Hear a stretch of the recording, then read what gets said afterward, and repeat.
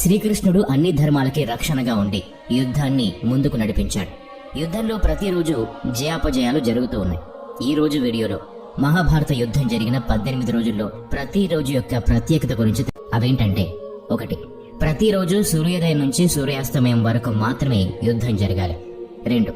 సమాన యోధులు మాత్రమే ఒకరితో ఒకరు పోటీ పడాలి. ఉదాహరణకి, రథం మీద ఉన్నవాళ్లు రథం మీద ఉన్నవాళ్లతో యుద్ధం చేయాలి. ఏనుగు సవారీలు మిగతా ఏనుగు సవారీలతోనే యుద్ధం చేయాలి. నేల మీద ఉన్నవాళ్లు నేల మీద వాళ్లతోనే యుద్ధం చేయాలి. 3. ఎవరైనా భయభీతులై యుద్ధంలో శరణు కోరితే అలాంటి వారి మీద అస్త్రాలు ప్రయోగించకూడదు. 4. యుద్ధంలో సేవకులకు ఎలాంటి హాని తలపెట్టకూడదు. 5. నిరాయుధుల మీద ఎవరూ ఆయుధాలు ప్రయోగించకూడదు. 6. ఒక వీరుడితో ఒకరికంటే ఎక్కువ వీరులు యుద్ధం చేయకూడదు. ఇలాంటి కొన్ని ముఖ్య నియమాల్ని భీష్ముడు విధించాడు. ఈ నియమాలను యుద్ధంలో పాల్గొనే ప్రతి ఒక్కరూ ఖచ్చితంగా పాటించి తీరాలి. ఇప్పుడు 18 రోజులు జరిగిన మహాభారత యుద్ధం గురించి మాట్లాడుకుందాం. యుద్ధంలో ప్రతి ఒక్క రోజు ఏం జరిగింది, కౌరవుల పాండవుల్లో ఎవరి పక్షం ముందంజలో ఉంది తెలుసుకుందాం. మొదటి రోజు యుద్ధం ఆరంభమయ్యే ముందు అర్జునుడు మరియు శ్రీకృష్ణుడు 2 సేనల మధ్య నిలిచి ఉన్నారు. కృష్ణుడు అర్జునుడికి గీతోపదేశం చేశాడు. ఆ తర్వాత భీష్ముడు యుద్ధం ఆరంభమని గట్టిగా ఘోషించాడు. ఈ సమయంలో ఏ వీరుడైనా పక్షం మారాలి అనుకుంటే మారొచ్చు అని భీష్ముడు చెప్పాడు. అది విన్న వెంటనే ధృతరాష్ట్రుడి పుత్రుడు యూత్సు కౌరవుల పక్షం నుండి పాండవుల పక్షానికి వెళ్లిపోయాడు. ఆ తర్వాత అర్జునుడు దేవదత్త అనే శంఖాన్ని పూరించి యుద్ధాన్ని మొదలుపెట్టాడు. మొదటి రోజు పాండవుల పక్షాన ఎక్కువ ప్రాణహాని జరిగింది. దాదాపు 10,000 మంది సైనికులు మరణించారు. అర్జున కుమారుడు అభిమన్యుడు భీష్ముని వెల్లుని మరియు రథం యొక్క ధ్వజ దండాన్ని పడగొట్టాడు. భీముడు దుశ్శాసనుడి మీద దాడి చేశాడు. శల్య మరియు భీష్ముడు విరాటరాజు 2 పుత్రుల్ని వధించారు. మొదటి రోజు పరిస్థితి చూసి యుద్ధం గెలుస్తామని కౌరవులకి నమ్మకం కుదిరింది. రెండవ రోజు గురువు ద్రోణాచార్య అర్జున భీష్ముల మధ్య యుద్ధం జరిగింది. ఈ యుద్ధంలో భీష్ముడి రథ సారథికి గాయమైంది. ద్రోణాచార్యుడు సారథకి వీరుని చాలాసార్లు విరిచేశాడు. భీష్ముడు కృష్ణార్జునులకి గాయం చేశాడు. భీముడు కళింగ వీరులతో యుద్ధం చేస్తూ ఉన్నాడు. కొన్ని వేల మంది వీరుల్ని చంపేశాడు. కౌరవుల పక్షం ఉన్న కేతుమాన్, కళింగరాజు, భానుమాన్ లాంటి చాలా కళింగ వీరులు మరణించారు. అర్జునుడు భీష్ముడిని ఆపడానికి ప్రయత్నిస్తూ ఉన్నాడు. ఈ విధంగా రెండవ రోజు పాండవులకి అనుకూలంగా ఉంది. మూడవ రోజు 2 పక్షాల సైనికులు వ్యూహాలు రచించారు. పాండవుల వైపు నుంచి భీముడు, అర్జునుడు, కౌరవుల వైపు నుంచి దుర్యోధనుడు రక్షణగా ఉన్నారు.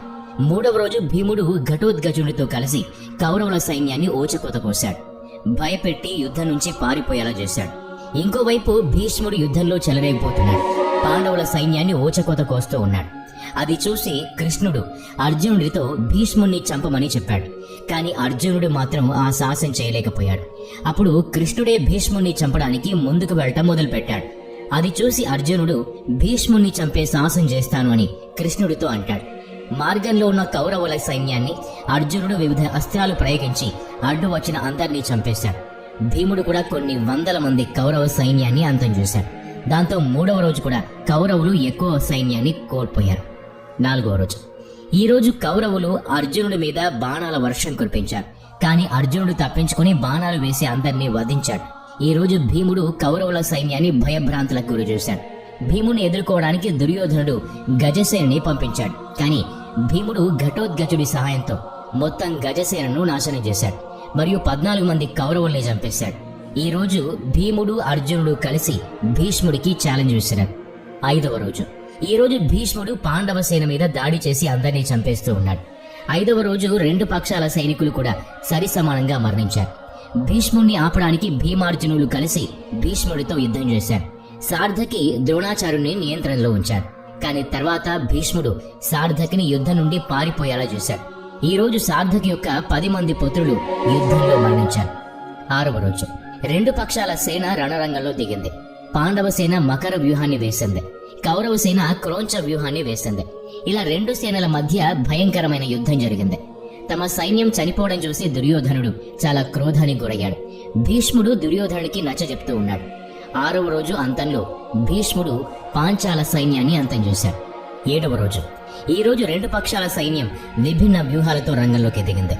పాండవులు వజ్ర వ్యూహాన్ని, కౌరవులు మండలాకార వ్యూహంతో బరిలోకి దిగారు.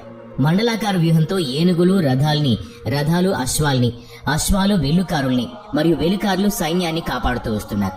మొత్తం సేన మధ్యలో దుర్యోధనుడు ఉన్నాడు. ఇంత ఎక్కువ రక్షణ ఉన్నప్పటికీ అర్జునుడు కౌరవ సైన్యాన్ని చెల్లాచెదురు చేసేశాడు. ఈ రోజు దృష్టద్యుమ్నుడు దుర్యోధనుని ఓడించాడు. నకుల సహదేవులు శల్యుణ్ణి యుద్ధభూమి నుంచి పారిపోయేలా చేశారు. ఇంకోవైపు భగదత్తుడు ఘటోత్కచుని యుద్ధక్షేత్రం నుంచి పారిపోయేలా చేశాడు. భీష్ముడైతే పాండవ సేన్ని ఒక ఆట ఆడుకున్నాడు. ఇదే రోజు విరాటపుత్రుడు శంకుడు మరణించాడు. 8వ రోజు. ఈ రోజు పాండవ సైన్యం 3 శిఖరాల వ్యూహాన్ని రచించింది మరియు కౌరవులు కూర్మ వ్యూహాన్ని రచించారు. ఇదే రోజు దుర్యోధనుడి 8 మంది సోదరుల్ని భీముడు చంపేశాడు. అర్జున పుత్రుడు ఇరావాన్ని బకాసురుడి పుత్రుడు అంబులిష్ చంపేశాడు. ఘటోత్కచుడు దుర్యోధనుడి మీద శక్తి ప్రయోగం చేశాడు. కానీ మధ్యలో భంగనరేశుడు వచ్చి దుర్యోధనుడిని కాపాడాడు. కానీ భంగనరేశుడు మాత్రం మరణించాడు. శక్తి ప్రయోగం వల్ల దుర్యోధనుడు బాగా భయపడిపోయాడు. ఇది చూసి భగదత్తుడు ఘటోత్కచుడిని ఓడించి పాండవ సైన్యాన్ని వెనకడుగు వేసేలా చేశాడు. మరియు ఇదే రోజు భీముడు దుర్యోధనుడి 9 మంది సోదరుల్ని చంపేశాడు. ఈ రోజు ఇద్దరి పక్షాన సమాన నష్టం జరిగింది. నిజానికి కౌరవులు కొంచెం ఎక్కువ నష్టపోయారు. 9వ రోజు. మహాభారతంలో ఈ రోజు చాలా భయంకరమైన యుద్ధం జరిగింది. ఆ తర్వాత భీష్ముడు అర్జున రథాన్ని డ్యామేజ్ చేశాడు. దాంతో అర్జునుడు గాయాల పాలయ్యాడు. అది చూసి కృష్ణుడు తన నియమాన్ని తప్పి రథ చక్రంతో భీష్ముడి మీద దాడి చేయడానికి ముందుకు సాగాడు. కానీ కొన్ని క్షణాల్లో కృష్ణుడి కోపం తగ్గింది. ఈ రోజు భీష్ముడు చాలా ఎక్కువ మొత్తంలో పాండవ సైన్యాన్ని అంతం చేశాడు. దాంతో 9వ రోజు పాండవులు ఎక్కువ నష్టపోయారు. 10వ రోజు. ముందు రోజు భీష్ముడి పరాక్రమం చూసి పాండవ సైన్యం భయపడింది. అప్పుడు కృష్ణుడు చెప్పడంతో పాండవులు భీష్ముడి దగ్గరికి వెళ్లి తన మరణ రహస్యం చెప్పమని అడుగుతారు.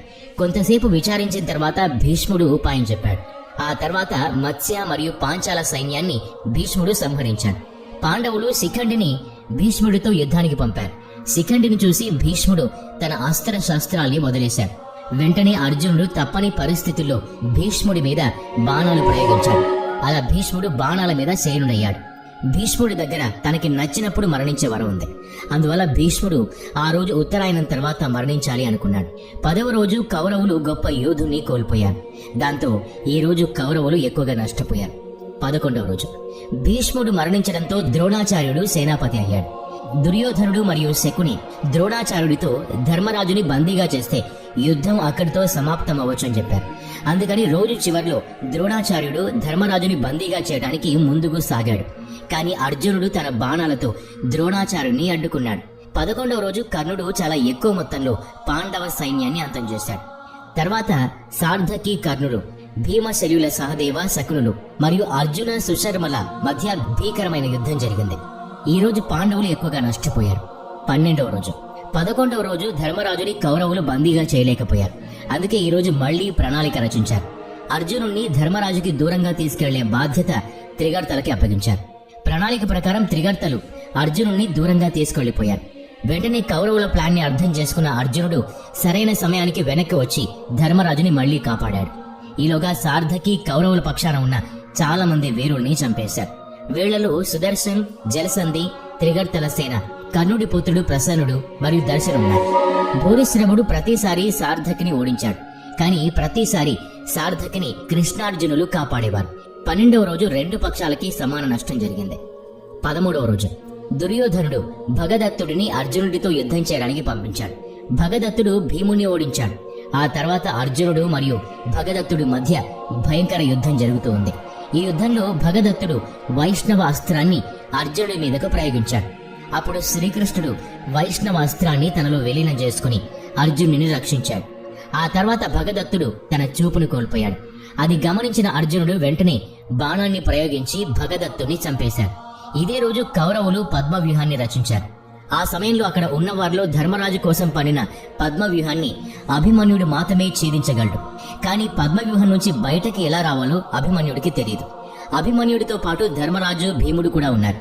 వీళ్ళందరూ పద్మవ్యూహ ద్వారం దగ్గరికి చేరుకునేసరికి అందరినీ జయద్రథుడు అడ్డుకున్నాడు. దాంతో అభిమన్యుడు మాత్రమే పద్మవ్యూహం లోపలికి ప్రవేశించగలిగాడు. పద్మవ్యూహం లోపల కర్ణుడు, దుర్యోధనుడు, శకుని, అశ్వత్థామ, జయద్రథుడు, ద్రోణాచార్యుడు లాంటి గొప్ప వీరులు అందరూ కలిసి అభిమన్యుడి మీద దాడి చేశారు. వాళ్ళందరితో చాలాసేపు తన శక్తికి మించి పోరాడిన తర్వాత అభిమన్యుడు వీర మరణం పొందాడు. అభిమన్యుడి మరణాన్ని చూసి అర్జునుడు చాలా క్రోధానికి గురయ్యాడు. ఆ తర్వాత రోజు సూర్యాస్తమయం లోపే జయద్రథుణ్ణి అంతం చేస్తాను అని అర్జునుడు ప్రతిజ్ఞ చేశాడు. నేను అలా చేయలేకపోతే అగ్ని సమాధి అయిపోతాను అని చెప్పాడు. 13వ రోజు అభిమన్యుడు లాంటి గొప్ప యోధుని పాండవులు కోల్పోయి శోక సంద్రంలో మునిగిపోయారు. 14వ రోజు. అర్జునుడి అగ్ని సమాధి ప్రతిజ్ఞ గురించి తెలిసి కౌరవులు చాలా సంతోషించారు. ఎందుకంటే ఇంత తక్కువ సమయంలో జయద్రథుల్లాంటి గొప్ప వీరుణ్ణి పట్టుకుని సంహరించడం అసంభవం అని కౌరవుల ఆలోచన. అలాగే యుద్ధంలో ఈ ఒక్కరోజు జయద్రథికి రక్షణగా ఉండి కాపాడాలి అని కౌరవులు నిశ్చయించుకున్నారు. ద్రోణాచార్యుడు జయద్రథిని ఎలా అయినా కాపాడుతాను అని దుర్యోధనుడికి మాట ఇచ్చాడు. అందుకని సైన్యం వెనుక భాగాన జయద్రథిని ఉంచాడు. 14వ రోజు యుద్ధం మొదలైన తర్వాత భూరిశ్రవుడు సార్థకిని పరాజయం పాలు చేశాడు. అంతకంటే ముందే సార్థకి 10 మంది పుత్రుల్ని చంపేశాడు. సార్థకిని కూడా చంపడానికి ప్రయత్నిస్తూ ఉండగా అర్జునుడు భూరిశ్రవుడి చేతుల్ని నరికేశాడు. తర్వాత సార్థకి భూరిశ్రవుడి తలను నరికేశాడు. ఇంకోవైపు ద్రోణాచార్యుడు ద్రుపద విరాటాలను చంపేశాడు. జయద్రథి ఎంతకీ బయటకు రాకపోయేసరికి శ్రీకృష్ణుడు తన మాయతో సూర్యుడిని మూసేస్తాడు. దాంతో అందరూ సూర్యాస్తమయం అయింది అనుకున్నారు. ప్రతిజ్ఞ పూర్తి చేయకపోవడంతో అర్జునుడు అగ్ని సమాధి కోసం ఏర్పాట్లు చేస్తున్నాడు. అప్పుడు దాక్కున్న జయద్రథ్ అర్జునుడి దగ్గరికి వచ్చి వేళాకోళం చేస్తూ ఉన్నాడు. వెంటనే శ్రీకృష్ణుడు సూర్యుడిని విడుదల చేశాడు. అప్పుడు అర్జునుడు క్షణం కూడా ఆలోచన చేయకుండా జయద్రథ్ తలని తన బాణంతో ఖండించాడు. జయద్రథ్ తల తన తండ్రి ఒడిలో పడిపోయింది. 14వ రోజు 2 పక్షాల వైపు సమాన నష్టం జరిగింది. 15వ రోజు ద్రోణాచార్య మరియు తన కొడుకు అశ్వత్థామ కలిసి దాదాపుగా విజయానికి చేరువలో ఉన్నారు. పాండవుల వైపు బలహీనతను గమనించిన శ్రీకృష్ణుడు ధర్మరాజుకి ఒక ఉపాయం చెప్పాడు. అశ్వత్థామ చనిపోయాడు అని చెప్పమని శ్రీకృష్ణుడు అన్నాడు. కానీ ధర్మరాజు అసత్యం చెప్పను అన్నాడు. అప్పుడే భీముడు అశ్వత్థామ అనే పేరు గల ఏనుగుని చంపేశాడు. దాంతో యుద్ధక్షేత్రం అంతా అశ్వత్థామ అనే ఏనుగు చనిపోయింది అని స్ప్రెడ్ అయ్యేలా చేశాడు. ఇలా జరుగుతూ ఉండగా శ్రీకృష్ణుడు శంఖాన్ని పూరించాడు. దాంతో ద్రోణాచార్యుడికి చివరి వాక్యం ఏనుగు అనే మాట వినపడలేదు. అశ్వత్థామ చనిపోయాడు అని మాత్రమే వినిపించింది. వెంటనే ద్రోణాచార్యుడు పుత్రశోకంతో అస్త్రాన్ని పరిత్యజించాడు. అదే సమయంలో ద్రౌపది సోదరుడు దృష్టద్యుమ్నుడు ద్రోణాచార్యుడి తలను నరికేశాడు. అలా ఈ రోజు కౌరవులు గొప్ప వీరుని కోల్పోయారు. 16వ రోజు ద్రోణుడు చనిపోయిన తర్వాత కర్ణుడిని సేనాధిపతిని చేశాడు. కర్ణుడు పాండవ సైన్యాన్ని ఊచకోత కోస్తూ ఉన్నాడు. కర్ణుడు నకుల సహదేవుల్ని కూడా ఓడించాడు. కానీ తన తల్లి కుంతికిచ్చిన మాట ప్రకారం వాళ్ళని చంపలేదు. ఇదే రోజు ఘటోత్కచుడు కౌరవ సైన్యాన్ని అంతం చేస్తూ ఉన్నాడు. అతన్ని ఎవరు కూడా కంట్రోల్ చేయలేకపోయారు. అప్పుడు దుర్యోధనుడు ఇంద్రుడు ఇచ్చిన శక్తి బాణాన్ని ప్రయోగించమని కర్ణుడికి చెప్పాడు. కానీ కర్ణుడు ఆ శక్తి ఆయుధాన్ని అర్జునుడి కోసం దాచి ఉంచాడు. ఈ ఆయుధాన్ని కేవలం ఒక్కసారి మాత్రమే ప్రయోగించగలం. అయితే దుర్యోధనుడి మాటని గౌరవిస్తూ శక్తి ఆయుధంతో కర్ణుడు ఘటోత్కచుని సంహరించాడు. ఆ తర్వాత యుద్ధంలో భీముడు దుశ్శాసనుణ్ణి చంపేశాడు. ఈ రోజు 2 పక్షాలకి సమాన నష్టం జరిగింది.